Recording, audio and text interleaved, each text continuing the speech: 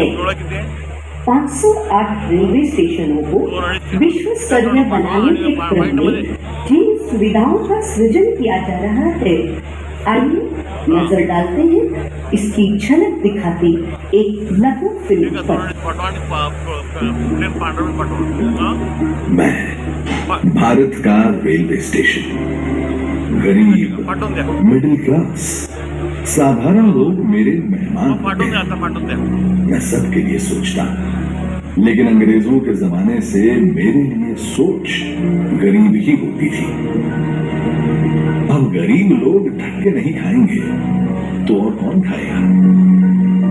गरीब थोड़े ही एसी की हवा खाएगा, वो तो लंबी सीढ़ियां चढ़ेगा, अपने बुजुर्ग माँ बाप को भी कष्ट से चढ़ाएगा। साधारण आदमी कहाँ एयरपोर्ट से सुविधा पाएगा? भले मैं देश की अर्थव्यवस्था का बहुत बड़ा इंजन, लेकिन मॉडर्न बड़ा इंफ्रास्ट्रक्चर तो बड़े लोगों के लिए बनेगा। देश का साधारण आदमी तो स्टेशनों पर पार्किंग से लेकर हर चीज के लिए धक्के ही खाएगा। चलो मान लो रेलवे स्टेशनों का उत्थान भी होगा, तो वो भी केवल मुंबई दिल्ली में होगा। कहाँ छोटे शहरों के स्टेशनों का नंबर लगेगा? भारत के रेलवे स्टेशनों की ये कड़वी हकीकत होती थी, पर इस स्थिति को बदलने का बीड़ा उठाया हमारे प्रधानमंत्री नरेंद्र मोदी जी ने। स्वयं बचपन में रेलवे स्टेशन पर चाय बेचकर पिता का हाथ बटाने वाले बालक ने देश के हर आम नागरिक के लिए एक बड़ा सपना देखा, भारत के रेलवे स्टेशनों की काया पलट कर। देश के 3 रेलवे स्टेशनों को बदलकर ये यात्रियों के सामने नए भारत की संकल्प शक्ति दिखा चुके हैं। गांधीनगर का कैपिटल स्टेशन, भोपाल का रानी कमलापति स्टेशन और बेंगलुरु का सर एम विश्वेश्वरैया स्टेशन। इसी राह पर पूरे देश के 508 रेलवे स्टेशनों का पुनर्विकास होने जा रहा है। देखिए इस नक्शे को, देश भर में आकांक्षाओं तक पहुंचेगी ये क्रांति, जो कि प्रेरणा होगी अमृत काल में हर क्षेत्र के बाकी स्टेशनों के लिए।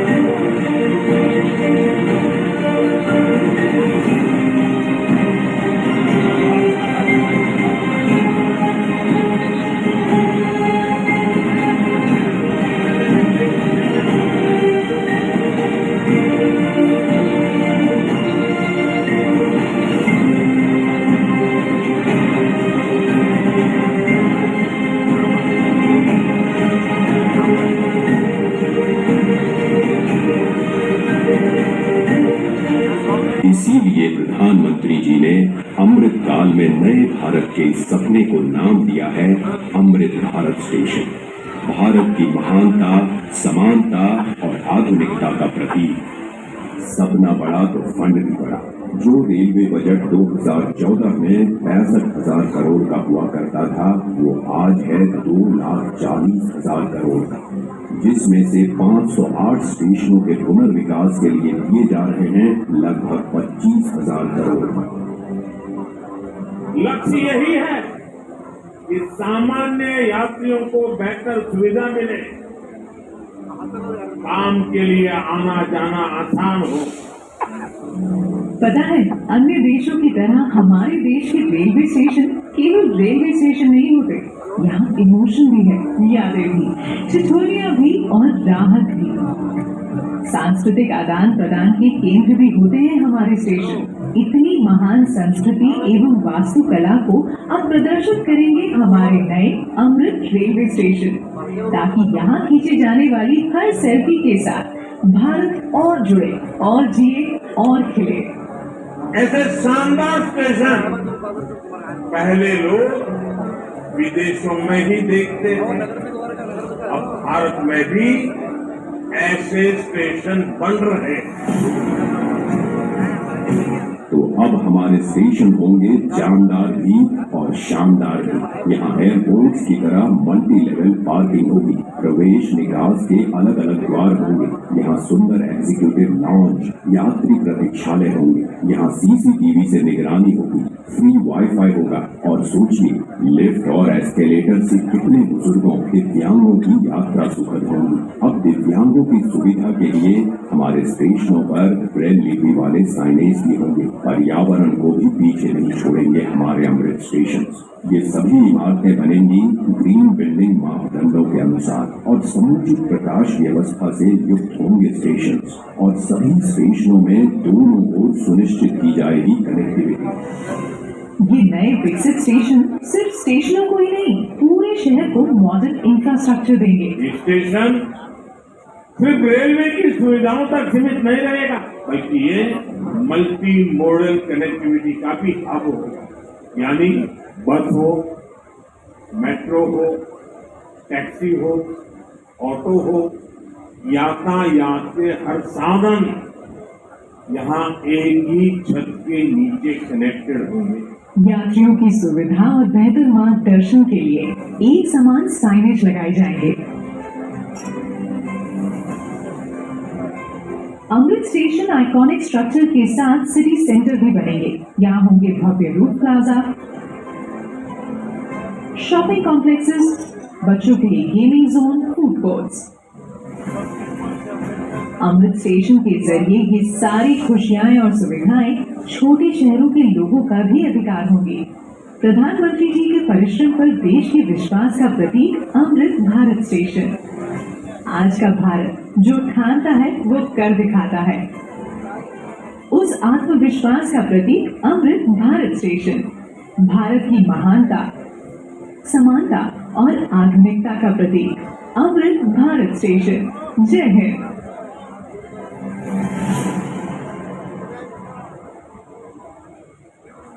अपने आदरणीय प्रधानमंत्री जी से आग्रह करती हूँ कि वे रिमोट का बटन दबाकर 508 अमृत भारत स्टेशनों के पुनः विकास का शिलान्यास करें।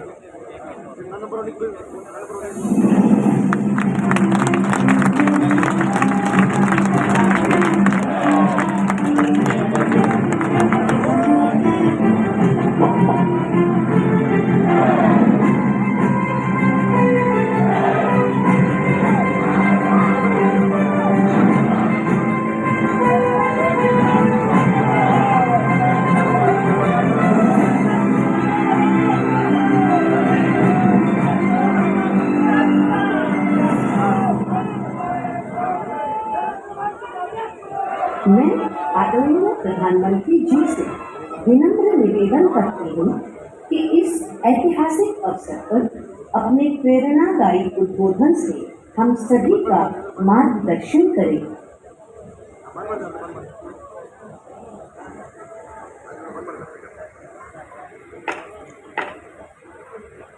नमस्कार। देश के रेल मंत्री श्री अश्विनी वैष्णव जी कार्यक्रम में देश के कोने कोने से जुड़े केंद्रीय मंत्रिमंडल के अन्य सदस्य, विभिन्न राज्यों के गवर्नर, मुख्यमंत्रीगण, राज्य मंत्रिमंडल के मंत्री, सांसदगण, विधायकगण, अन्य सभी महानुभाव और मेरे प्यारे भाइयों और बहनों, विकसित होने के लक्ष्य की तरफ कदम बढ़ा रहा भारत अपने अमृत काल के प्रारंभ में नई ऊर्जा है, नई प्रेरणा है, नए संकल्प है। इसी आलोक में आज भारतीय रेल के इतिहास में भी एक नए अध्याय की शुरुआत हो रही है। भारत के करीब 1300 प्रमुख रेलवे स्टेशन अब अमृत भारत रेलवे स्टेशन के तौर पर विकसित किए जाएंगे। उनका पुनर्विकास हो, आधुनिकता के साथ हो। इसमें से आज 508 अमृत भारत स्टेशनों के पुनर्निर्माण का काम शुरू हो रहा है और इन 508 अमृत भारत स्टेशन के नवनिर्माण पर करीब 25,000 करोड़ रुपए खर्च किए जाएंगे। आप कल्पना कर सकते हैं, ये देश के इंफ्रास्ट्रक्चर के लिए, रेलवे के लिए और सबसे बड़ी बात है मेरे देश के सामान्य नागरिकों के लिए ये कितना बड़ा अभियान होने वाला है। इसका लाभ देश के लगभग सभी राज्यों को मिलेगा। जैसे यूपी में इसके लिए करीब 4,500 करोड़ रुपए के खर्च से 55 अमृत स्टेशन को विकसित किया जाए। राजस्थान के भी 55 railway station Amrit Bharat station बनेंगे। एमपी में 1,000 करोड़ रुपए के खर्च से 34 स्टेशन का कायाकल्प होने वाला है। महाराष्ट्र में 44 स्टेशन के विकास के लिए 1,500 करोड़ रुपए से ज्यादा खर्च होंगे। तमिलनाडु, कर्नाटका और केरला के भी प्रमुख स्टेशन को अमृत भारत स्टेशन के रूप में विकसित किया जाए। मैं अमृत काल के प्रारंभ में इस ऐतिहासिक अभियान के लिए रेल मंत्रालय की सराहना करता हूं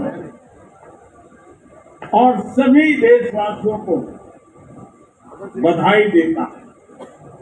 साथियों, आज पूरी दुनिया की दृष्टि भारत पर है। वैश्विक स्तर पर भारत की साख बढ़ी है। भारत को लेकर दुनिया का रवैया बदला है और इसकी दो प्रमुख बातें हैं, दो मुख्य वजह हैं। पहली, आप देशवासी, भारत के लोगों ने करीब 3 दशक बाद, 30 साल बाद देश में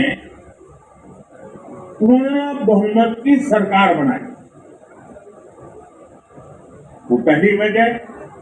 और दूसरी वजह है, पूर्ण बहुमत की सरकार ने उसी स्पष्टता के साथ जनता जनार्दन की उनकी भावना का आदर करते हुए बड़े बड़े निर्णय लिए, चुनौतियों के स्थायी समाधान के लिए अविरत काम किया। आज भारतीय रेलवे भी इसका प्रतीक बन चुकी है।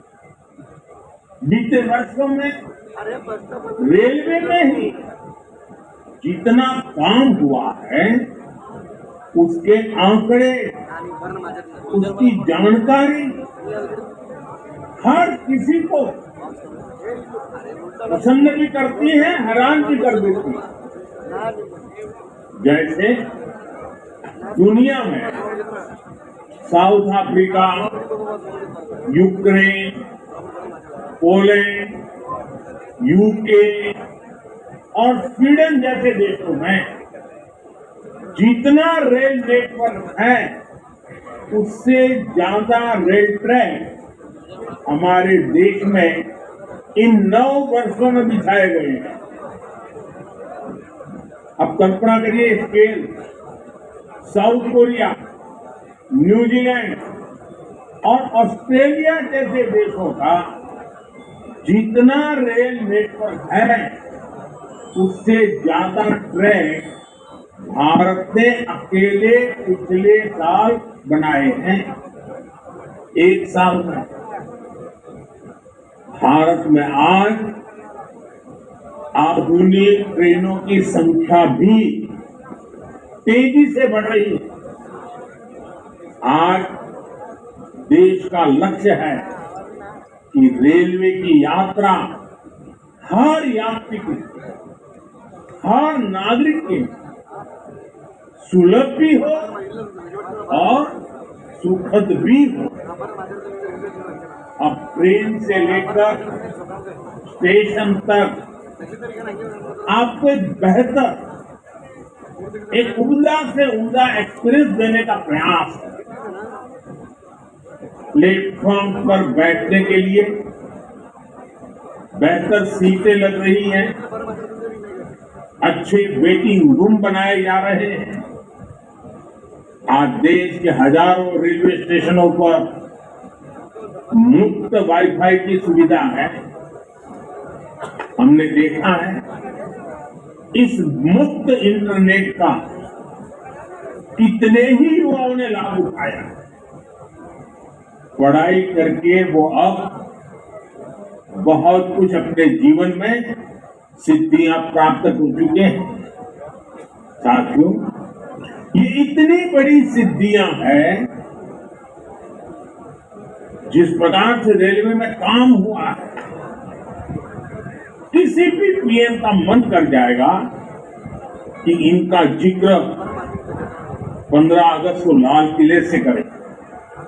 और जब 15 अगस्त सामने है तो मन बहुत ही लालायित होता है कि उसी दिन इसकी चर्चा करूं। लेकिन आज ये इतना विराट आयोजन हो रहा है, देश के कोने कोने से लोग जुड़े हैं, इसलिए मैं अभी ही इस बात पर इतने विस्तार से चर्चा कर रहा हूं।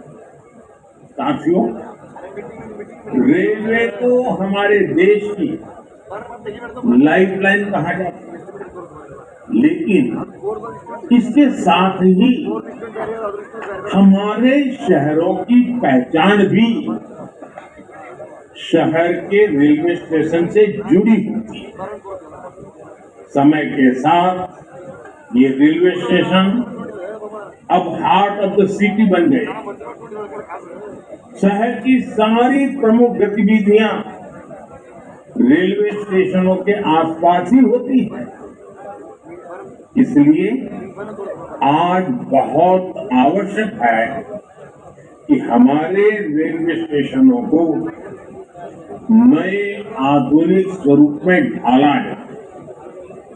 रेलवे की जगह का ऑप्टिमम यूटिलाइजेशन किया जाए। साथियों, जब देश में इतने सारे नए आधुनिक स्टेशन बनेंगे तो उससे विकास को लेकर एक नया माहौल भी बनेगा। देशी विदेशी कोई भी पर्यटक जब ट्रेन से इन आधुनिक स्टेशनों पर पहुंचेगा तो राज्य की, आपके शहर की पहली तस्वीर उसे जरूर प्रभावित करेगी। वो यादगार बन जाता है। आधुनिक सेवाओं के कारण पर्यटन को बढ़ावा मिलेगा। स्टेशन के आसपास अच्छी व्यवस्थाएं होने से आर्थिक गतिविधियों को भी बढ़ावा मिलेगा। सरकार ने स्टेशनों को शहर और राज्यों की पहचान से जोड़ने के लिए वन स्टेशन वन प्रोडक्ट योजना भी शुरू की है। इससे पूरे इलाके के लोगों, कामगारों और कारीगरों फायदा होगा। साथ ही जिले की ब्रांडिंग भी होगी। साथियों, आजादी के अमृत काल में देश ने अपनी विरासत पर गर्व का भी संकल्प लिया। ये अमृत रेलवे स्टेशन उसके भी प्रतीक बनेंगे, हमें गर्व से भर देंगे। इन स्टेशंस में देश की संस्कृति और स्थानीय विरासत की झलक दिखेगी। जैसे जयपुर रेलवे स्टेशन में हवा महल, आमेर फोर्ट जैसी राजस्थान की धरोहरों की झलक होगी। जम्मू कश्मीर का जम्मू तवी रेलवे स्टेशन प्रसिद्ध रघुनाथ मंदिर से प्रेरित होगा। नागालैंड के दिमापुर स्टेशन पर वहां की 16 जनजातियों की लोकल वास्तुकला दिखाई देगी। हर अमृत स्टेशन शहर की आधुनिक आकांक्षाओं और प्राचीन विरासत का प्रतीक बने। देश के विभिन्न ऐतिहासिक स्थलों और तीर्थ स्थानों को जोड़ने के लिए इन दिनों देश में एक भारत गौरव यात्रा ट्रेन, भारत गौरव क्रूज ट्रेन भी चल रही है। शायद आपके ध्यान में आया होगा, उसको भी मजबूती दी जा रही है। साथियों, किसी भी व्यवस्था को ट्रांसफॉर्म करने के लिए जरूरी होता है कि हम उसके पोटेंशियल को पहचानें। भारतीय रेल में तो ग्रोथ को रफ्तार देने का अपार पोटेंशियल है। इसी सोच के साथ बीते 9 वर्ष हमने रेलवे में रिकॉर्ड इन्वेस्टमेंट किया। इस साल के रेलवे को 2.5 लाख करोड़ रुपए से ज्यादा का बजट दिया गया है। ये बजट 2014 की तुलना में 5 गुना ज्यादा है। आज एक होलिस्टिक सोच के साथ रेलवे के समग्र विकास के लिए काम हो रहा है। इन 9 वर्षों में लोकोमोटिव उत्पादन में भी 9 गुना की वृद्धि हुई है। आज देश में पहले की अपेक्षा 13 गुना ज्यादा HLB कोच बन रहे हैं। साथियों, नॉर्थ ईस्ट में रेलवे के विस्तार को भी हमारी सरकार ने प्राथमिकता दी। रेलवे लाइनों का दोहरीकरण हो, गेज परिवर्तन हो, इलेक्ट्रिफिकेशन हो, नए रूट्स का निर्माण हो, इस पर तेजी से काम किया जा रहा है। जल्द ही पूर्वोत्तर के सभी राज्यों की राजधानियां रेलवे नेटवर्क से जुड़ जाएगी। नागालैंड में 100 साल बाद दूसरा रेलवे स्टेशन बना है। नॉर्थ ईस्ट में नई रेल लाइनों की कमीशनिंग भी पहले के मुकाबले 3 गुना ज्यादा हो रही है। साथियों, पिछले 9 वर्षों 2200 किलोमीटर डेडिकेटेड फ्रेट कॉरिडोर भी बनाए गए हैं। इसकी वजह से माल गाड़ियों के ट्रेवल टाइम में काफी कमी आई है। दिल्ली NCR से वेस्टर्न पोर्ट तक, चाहे गुजरात के समुद्री तट हो या महाराष्ट्र का समुद्री तट हो, पहले जो सामान ट्रेन से पहुंचाने में एवरेज औसतन 72 घंटे लगते थे, आज वही लगेज, वही सामान, वही फूड 24 घंटे में पहुंच जाता। ऐसे ही दूसरे रूट पर भी टाइम में 40% की कमी आई है।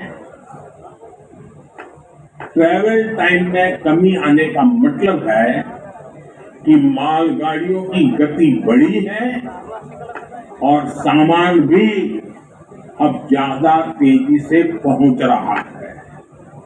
इसका बड़ा लाभ हमारे उद्यमियों, कारोबारियों और खास करके हमारे किसान भाई बहनों को हो रहा है। हमारी फल सब्जियां अब ज्यादा तेजी से देश के एक कोने से दूसरे कोने तक जा रही है। जब देश में इस तरह का ट्रांसपोर्टेशन तेज होगा तो उतनी ही तेजी से भारत के जो उत्पाद है, हमारे छोटे मोटे कारीगर, हमारे लघु उद्योग जो कुछ भी उत्पादन करते हैं, वो सामान विश्व बाजार में भी तेजी से पहुंचेगा। साथियों, आप सभी ने देखा कि पहले रेलवे ओवरब्रिज का कम होने के कारण कितनी दिक्कतें आती थी। 2014 से पहले देश में 6000 से भी कम रेलवे ओवरब्रिज और अंडरब्रिज थे। आज ओवरब्रिज और अंडरब्रिज की ये संख्या 10,000 से ज्यादा हो गई है। देश में बड़ी लाइन पर मानव रहित क्रॉसिंग की संख्या भी शून्य हो चुकी है। रेलवे और रेलवे प्लेटफॉर्म पर यात्री सुविधाओं के निर्माण में आज बुजुर्गों की, दिव्यांगजनों की जरूरतों का विशेष ध्यान रखा जा रहा है। साथियों, हमारा जो भारतीय रेलवे को आधुनिक बनाने के साथ ही पर्यावरण फ्रेंडली बनाने पर भी है। बहुत जल्द भारत के 100% रेल ट्रैक इलेक्ट्रिफाइड होने जा रहे हैं। यानी कुछ ही वर्षों में भारत की सारी ट्रेनें सिर्फ बिजली से चला करेगी। इससे पर्यावरण की कितनी बड़ी मदद होगी, आप अंदाजा लगा सकते हैं। 9 वर्षों में सोलर पैनल से बिजली बनाने वाले रेलवे स्टेशनों की संख्या भी 1200 से ज्यादा हो गई है। लक्ष्य यही है कि आने वाले समय में सभी स्टेशन ग्रीन एनर्जी बनाएं। हमारी ट्रेनों के करीब 70,000 डिब्बे, 70,000 कोचेज में एलईडी लाइट्स लगाई जाती हैं। ट्रेनों में बायो टॉयलेट की संख्या भी 2014 के मुकाबले अब 28 गुना ज्यादा हो गई है। ये जितने अमृत स्टेशन बनेंगे, ये भी ग्रीन बिल्डिंग के मानकों को पूरा करेंगे। 2030 तक भारत एक ऐसा देश होगा जिसकी रेलवे नेट जीरो एमिशन पर चलेगी। साथियों, रेल ने दशकों से हमें अपनों से मिलने का बहुत बड़ा अभियान चलाया है, काम किया है। एक प्रकार से देश को जोड़ने का भी काम किया है।